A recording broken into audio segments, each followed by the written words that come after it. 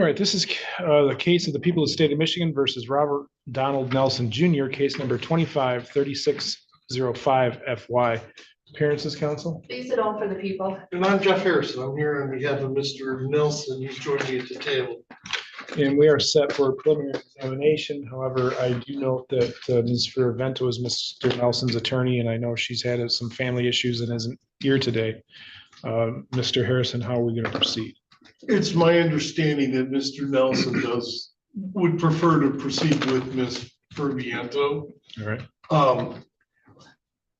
It's also my understanding that stipulation was circulated, and I don't know what happened to it.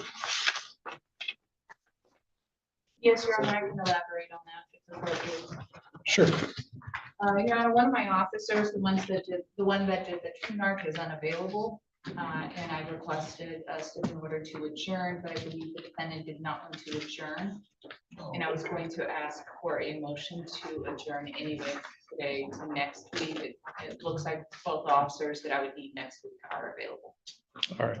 Perhaps that's a more expedient way to resolve the issue. And I believe we're still within the 21 days. All right, the court will go ahead and grant the request. I do find good cause on both grounds. One, that the defendant's appointed attorney is not available today, and also that the necessary witnesses for the prosecution are not available. So we will adjourn today's preliminary examination. We'll get it reset for next week. Anything else for the record, counsel? No, Your Honor.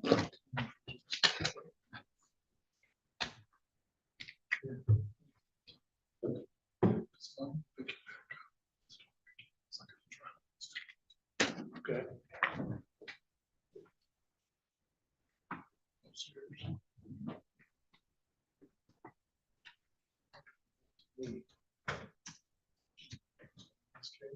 Okay, that's what I got.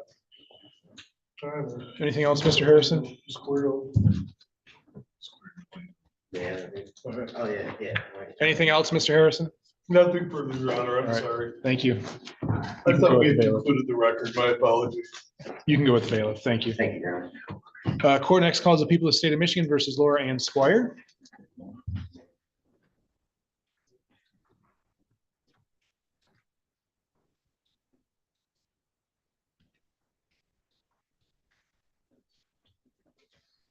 This is case number 26-147 FD. Appearances, counsel. Please sit all for the people. And I'm Jeff Harrison. I'm here on behalf of Laura. She's joined me at the table.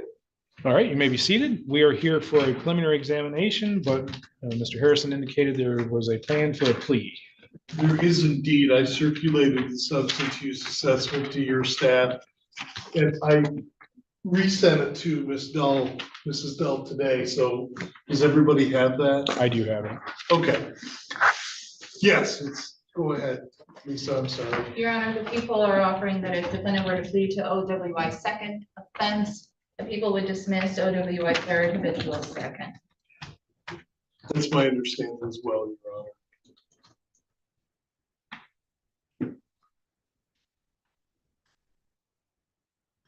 All right, give me just a moment.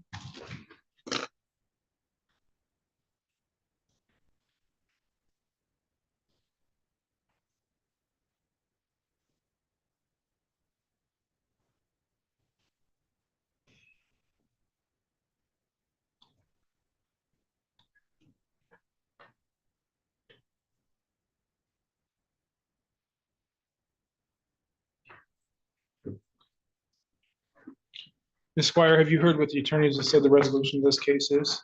Yes, I have. And is that how you wish to resolve it? Yes, Will you please raise your right hand? You solemnly swear or affirm the testimony you give in this matter will be the truth, the whole truth, and nothing but the truth. yes, It's my understanding that you will be pleading guilty to an added count of operating while intoxicated as a second offender. That is a misdemeanor punishable by up to 1 year in jail, but with a mandatory 5 days jail sentence. Do you understand that? yes, I do. Additionally, it could have fines, excuse me, fines of $200 to $1,000. And it does require vehicle mobilization for 90 to 180 days. Do you understand that? Yes, I do. In exchange for that plea, the people will be dismissing the operating while intoxicated third offense. That is a 5-year felony. or a felony up to 5 years, and or a fine of $500 to $5,000, they'll also be dismissed in habitual second offender notice. Is that your full understanding of the plea agreement? Yes, it is, Your Honor. Back on January 13th of this year, were you on probation or parole? No, Were you on bond? no, You understand that you have the right to have a jury trial and the right to have witnesses called for your defense at trial, the right to cross-examine all witnesses called against you, the right to testify on your own behalf, or the right not to testify and not to have that silence used against you. You also have the right to be presumed innocent until proven guilty beyond a reasonable doubt. Do you understand all those rights? yes, I do. Most importantly, do you understand that you have that right to a jury trial and that by entering a guilty plea today, you'll be giving up that trial and you'll be giving up that right and you won't have a trial of any kind? Yes, I do. Other than the plea agreement, has anybody promised you anything in order to get you to plea today? No, Has anybody threatened you in any way? no, And is it your own free choice to plea today? yes, Are counsel aware of any other promises, threats, or inducements not made part of the record? No, Your Honor. I am likewise unaware. Then, Ms. Squire, to the allegation that on or about January 13th, 2026 in Boone Township of Wexford County, how do you plead to operating while intoxicated as a second offender? guilty. In order to accept that plea, I must have you tell me what it is that makes you guilty. So back on the 13th of January, were you operating a motor vehicle in Boone Township? Yes, I was. And prior to operating that vehicle, had you consumed alcohol? Yes, I did. And did you have some sort of police interaction? Yes, I did. Did you get stopped or have an accident or something? It. Black ice Okay. and then. You were driving your husband's new vehicle? Yes. All right, I remember that from the assessment. All right. Ms. Dahl, were there chemical tests to support the plea? Yes, Your There's a Honor. lab at 0.165, we would so stipulate. And Ms. Squire, is it also true that, let's see, on or about November 21st, 2001, in the 86th District Court in Grand Traverse County, you were convicted of operating while intoxicated as a second offender? Yes, Do counsel believe the defendant has provided a factual basis to accept the plea and the court rules have been complied with? Yes, Your Honor. I do as well. As does the court, I find the plea is knowing, voluntary, and accurate. Ms. Squire, I find you guilty of operating under the influence as a second offender. And pursuant to the plea agreement, the operating while intoxicated, I find you guilty of operating while intoxicated as a second offender. Pursuant to the plea agreement, the operating while intoxicated as a third offender and the habitual second will be dismissed. I know I've seen the assessment. Ms. Dahl, have you seen it as well? I have, Your Honor. Do either party have any additions or corrections to it? Your Honor, I just want to note that her recollection of how much she drank is incredibly inconsistent with the blood results and the PBT result at the scene. She states she had one drink, a small box of liquor, and her blood results show somebody who would have drank at least a bottle of wine instead of a small container of liquor. Well, we'll just, the court will have inserted in here that the lab results came back at a 0.165. Yeah, Thank you. that's appropriate. Any elocution, Mr. Harrison? Well, I think I can address a couple of points that are obviously caught the court's attention. We've since come to realize, we've done a little bit of research, that the particular concoction that she bought, although it was about the size of a can of soda, was a cardboard box, if you will, with a beverage in it, is the equivalent of 3 cocktails of 12% booze. So she did drink substantially more than she realized and more than she should have before she operated the vehicle. With regard to the word escapes me for some unknown reason. The vehicle itself, just for the record, that car is no longer drivable. It was totaled. They're currently battling with the insurance company to see if they're going to get any money back on a 20-year-old $60,000 car that was wrecked as the result of the accident that she was in that night. As well, Your Honor, She is aware that there is a mandatory minimum jail sentence. It's something that she and I talked about. We would ask that pursuant to the statute, 48 hours be served and that she be allowed to do that on the weekend. Now, the reason I'm asking for that accommodation is she runs a business during the week. And if for no other reason than the statute appears to accommodate that sort of request under these circumstances. Normally, you'd have an OUI third in front of you, pleading to a second. And I think in the back of the court's mind, at least that's my perception of it, and I don't have any negative reaction to that. The court's thinking, it's your third one. You didn't learn anything the other two times. What the heck's wrong with you? In this case, though, I would, just for the record, you've already noted the second offense was in 2001. The first offense was in 1996. So it is 3 over a lifetime. In this case, 30 years of time have elapsed between the first and the third. Does that excuse her behavior that night? No, it doesn't. But it does show us that this is not a chronic situation. Once, I suppose, this is something that could happen to anybody unless they don't drink at all and drive. She consumed much more alcohol than she realized and got into a situation with weather conditions where she lost control of the vehicle. She was actually pinned upside down in the vehicle and had to be pulled out of there by a passerby. So this was no small incident, and this was no small impact on Laura Squire, the way that she approaches or is going to approach these situations in the future. She may not have noted in the report, although she did speak with some degree of candor with the assessor, but she knew she wasn't supposed to be driving that particular vehicle either. So this has had a number of impacts on her that might not be apparent from the surface as a result of this one incident.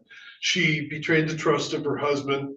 He has forgiven her for that, but that's an issue that never really, it's going to take a while before that goes away entirely.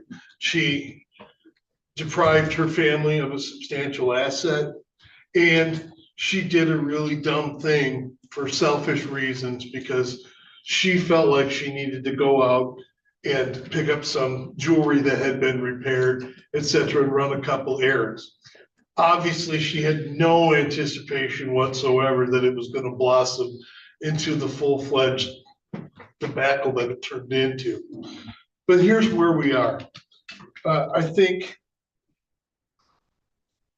I would suggest to the court that the 5 days in jail is going to be more than sufficient incarceration. She probably has credit for a day or two now. And as suggested in the substance use assessment, she could benefit as well with reminders, counseling reminders, with reminders that what a dangerous thing it is to drink and drive.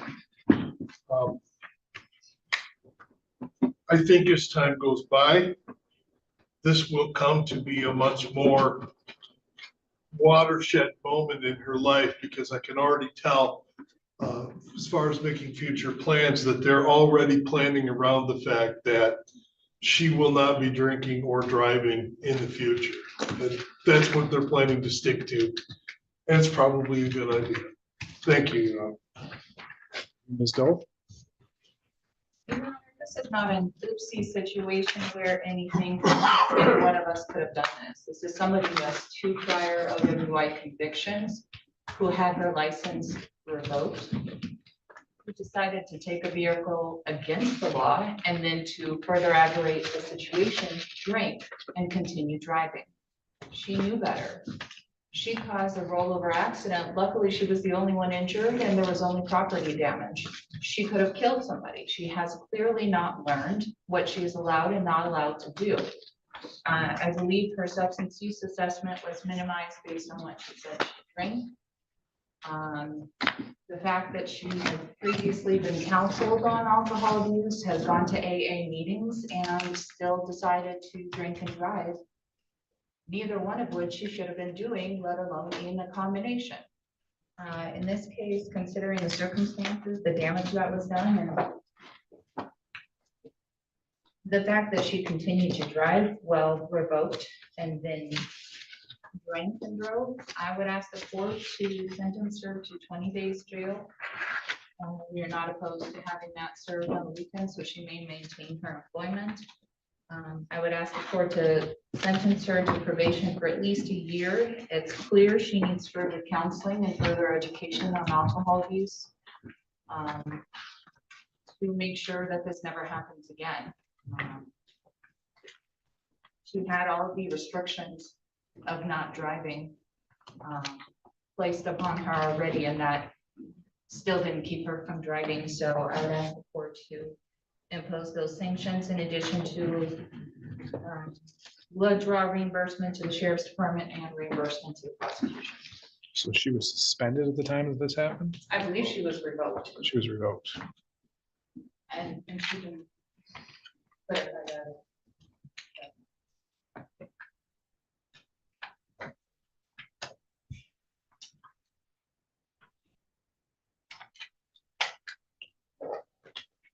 Well, counsel, a couple of red flags have come up for the court, and I'm going to adjourn the sentencing. I want another substance use assessment done with the actual blood result given to Catholic Human Services, because I question whether or not they had enough information to make an actual determination as to